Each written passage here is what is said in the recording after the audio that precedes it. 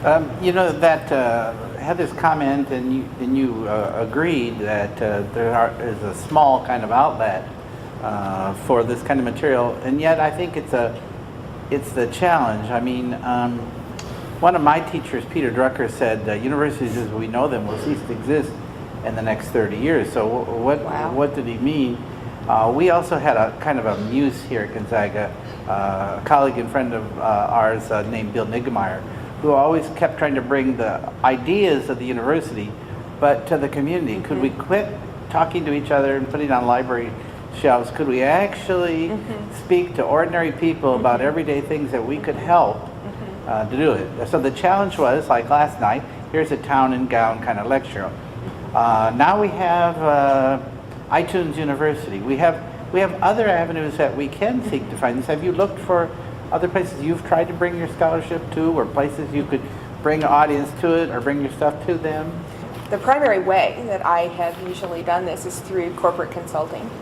And I got interested in corporate consulting for purely mercenary reasons.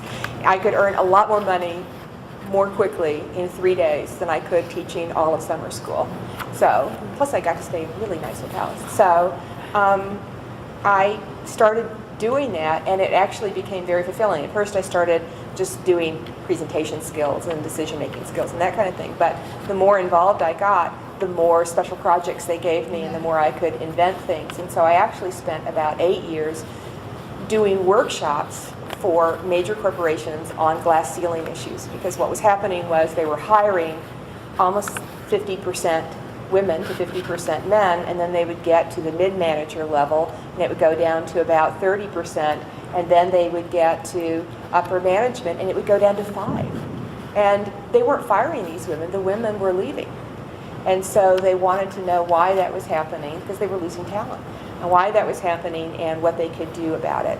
And that was one of the most rewarding things I've done in terms of bringing my scholarship in gender and communication to an area where it might actually make a difference in some people's lives. So that's been my most successful attempt to do it.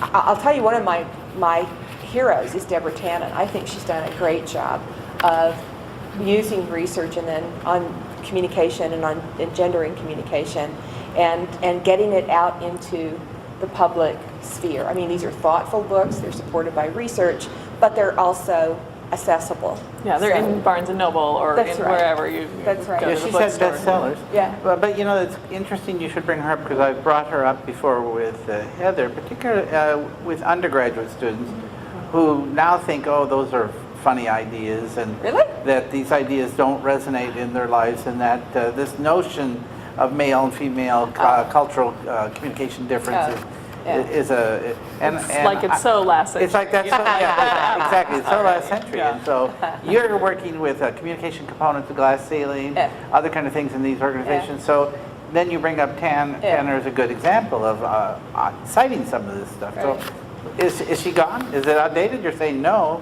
So what is it you're seeing?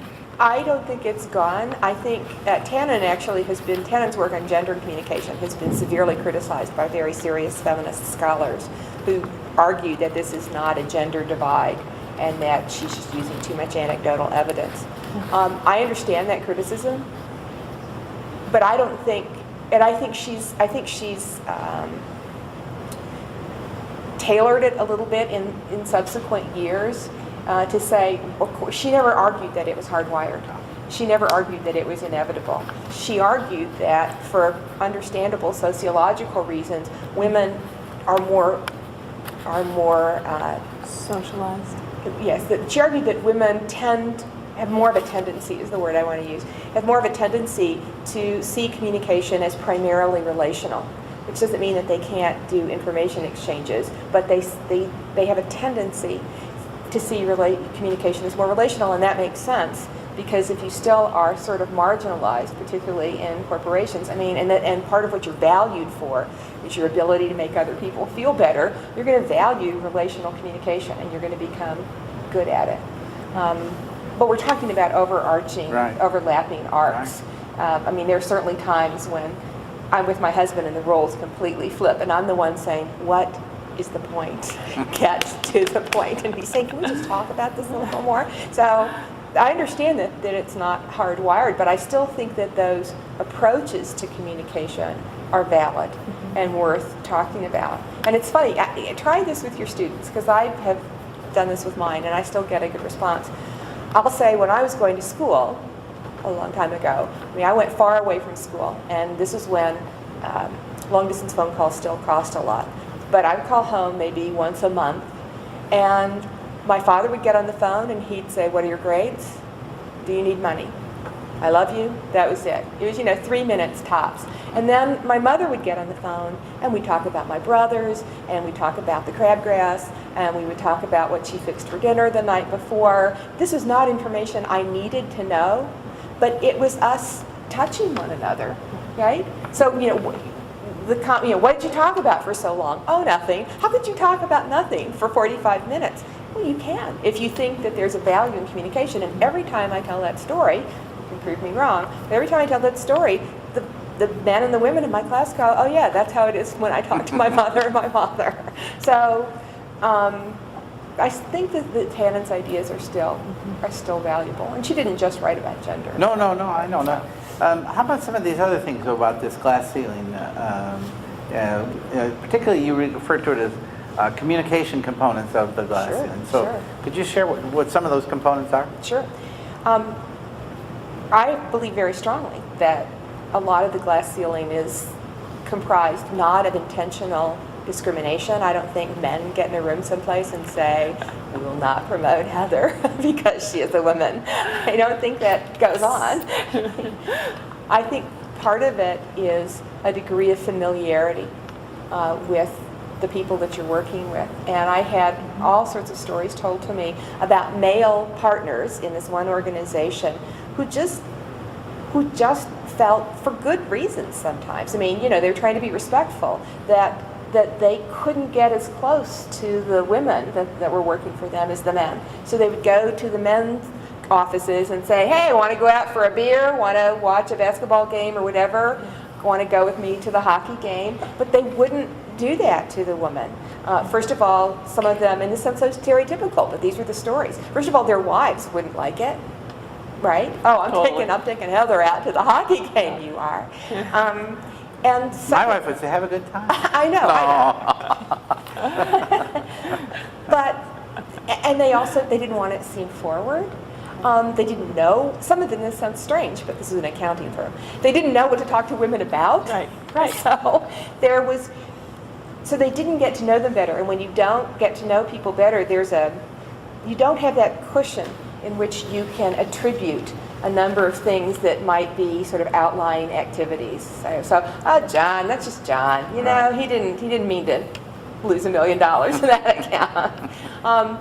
You got some context in which you can put people's activities. If you don't know people, it's easier to attribute it to something else.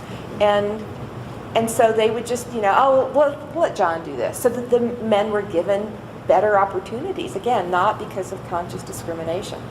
I think women felt that they couldn't go and talk to the partners about things that were bothering them. The whole family issue was difficult to talk about. One of my favorite anecdotes, actually, that somebody told me was, he said, all right, here's my story.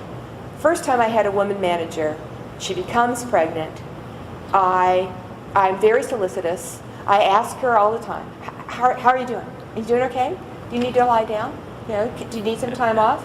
And finally, she gets really mad, and she says to me, when did I stop being your best account manager and start being just the pregnant woman here? Don't talk to me about this. Just let me do my job. If I need something, I'll tell you. He went, okay, got it. Pregnant woman, don't talk to her about it. So the next time a woman came in and became pregnant, he didn't mention it at all. And she's like, 8.5 months, and she goes to his office and she starts crying and says, I don't understand. I thought we were friends. And you haven't asked me once about how I'm doing. And he says to me, just tell me the rules. You know, I'm happy to follow the rules. Just tell me what to say. I say, there is no rule. Yeah. You have to get to know the person to know how they want to be talked to about. So I think it's that. A lot of that is it has to do with communication and getting to know people. Another element of it is that, and this could be changing, is that women, according to research, aren't as good at self-promotion. Right. We're taught to be group players. We're taught to give credit to everybody who's involved, and you don't say, I did this, I did this, I did this. Yeah. And men tend to be more socialized, not only to take credit for what they've done, but for what other people have done as well. And at least this is true in the corporate world in which I work. And so if self-promotion is expected and you don't do it, then you're seen as not doing anything. So that would be another communication component.